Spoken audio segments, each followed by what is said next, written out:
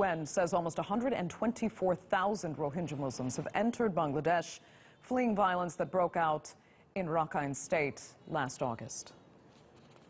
Well, Human Rights Watch has released a report into the ongoing violence there, emphasizing that border violations by security forces have only made the situation worse.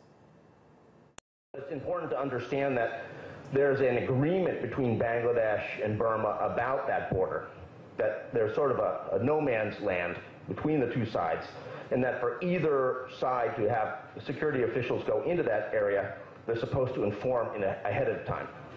And the Bangladesh border guards were very angry that, in fact, a group of Myanmar security personnel did go into that area and did not inform them.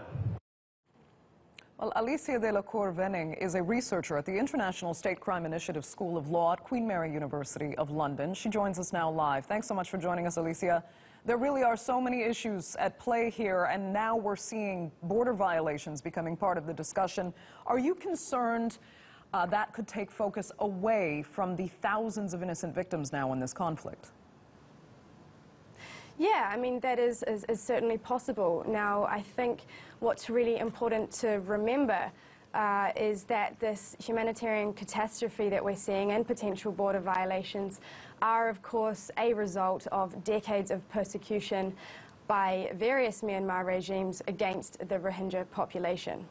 And, of course, this persecution, many analysts warned, could give rise to militancy and violence in the region if these policies were not reformed. And unfortunately now we have seen that this has in fact eventuated. This is despite the fact that a large proportion of the Rohingya community, by and large, rejected the use of violence in response to these decades of oppression up until now. But do you think it gives rise to militancy, or the militancy was part of the problem initially? Because it's the Myanmaris that are using these militant groups within the Rohingya community as an excuse to continue to, in your eyes, persecute this minority. Yes, that's absolutely what, in fact, is taking place. So the Myanmar government has consistently dehumanized and branded Rohingya as illegal Bengali immigrants or, in fact, terrorists. And that's right, this military response, these crackdowns are allegedly in response to this militancy.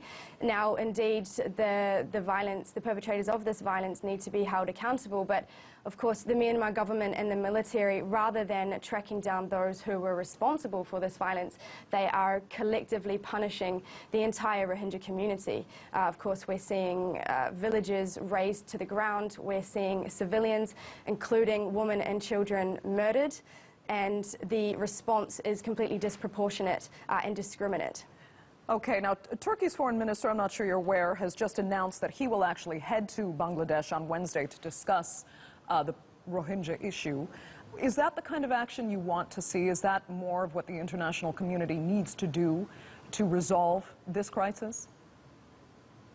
Yes, so I think the international community needs to take a much firmer stance in relation to both the Myanmar government and the military in particular, because let's not forget that it is, in fact, the military that is waging this indiscriminate violence against the Rohingya population. Now, you know, we have seen governments responding. So the British government, for example, you know, spent £300,000 on training the Myanmar military last year, and the commander-in-chief of Myanmar's military was touring Europe earlier this year. He was welcomed by European defence officials. You know, this is despite the fact that the Myanmar military had carried out severe violations last year, last October, in response to similar violence that the UN actually branded possible crimes against humanity. So the international community needs to take a much firmer stance against both the military and the Myanmar government to signal that these behaviours, this oppressive violence, and I must say the violence in both Rakhine, but as well as